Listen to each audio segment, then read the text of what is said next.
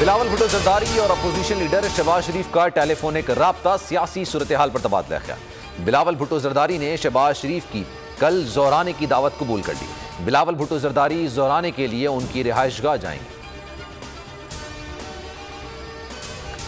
بھارت کا جارحانہ رویہ امن کے لیے خطرناک ہے، دنیا کشمیریوں کے خلاف بھارتی ظلم پر توجہ دے۔ وزیر اعظم عمران خان کی چینی تھنک ٹینک اور اہم اداروں کے سربراہان سے ملاقات میں گفتگو۔ کہا عالمی برادری افغانوں کو مشکل وقت میں تنہا نہ چھوڑے، افغانستان میں امن و سلامتی کو یقینی بنانے میں تعاون پاکستان اور چین کے مفاد میں ہے۔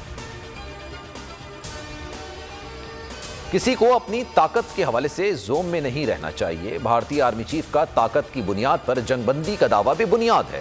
خوش فہمی کے شکار بھارتی آرمی چیف کو پاک فوج کا کرارا جواب۔ D G I S P R نے کہا ایل او سی کے دونوں اطراف کشمیریوں کے تحفظ کی خاطر سیز فائر معاہدے پر رضامند ہوئے تھے۔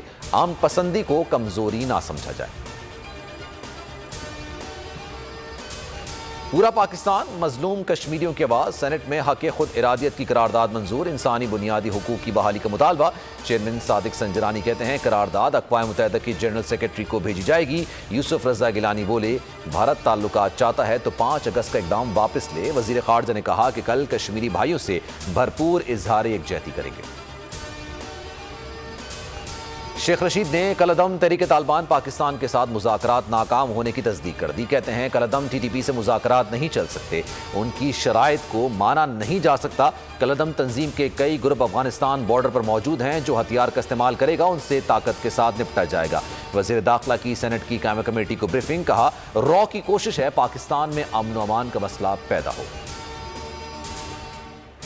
نواز شریف کی طبی رپورٹس کا جائزہ لینے کے لیے میڈیکل بورڈ بن گیا۔ سربراہ ڈاکٹر عارف ندیم ہوں گے۔ 9 رکنی بورڈ 5 روز میں رپورٹ پیش کرے گا۔ پنجاب حکومت نے سابق وزیر اعظم کا ہیلتھ کارڈ بھی بنا دیا۔ یاسمین راشد نے کہا نواز شریف پاکستان آئیں گے تو انہیں کارڈ مہیا کیا جائے گا۔ پاکستان کو قرض کی چھٹی قسط مل گئی۔ اسٹیٹ بینک کو آئی ایم ایف سے 1 ارب 5 کروڑ 30 لاکھ ڈالرز موصول ہو گئے۔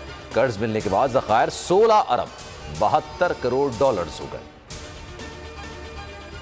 اور پی ایس ایل 7 میں جیت کی جنگ، کراچی کنگز ایک بار پھر شکست کے دہانے پر، سائے گہرے ہونے لگے۔ بیٹنگ لائن جواب دی گئی، پشاور زلمی کے 174 رنز کے ہدف کے تعاقب مشکل ہو گیا۔ جاوید میاداد کا ہر میچ پر تبصرہ بول نیوز پر۔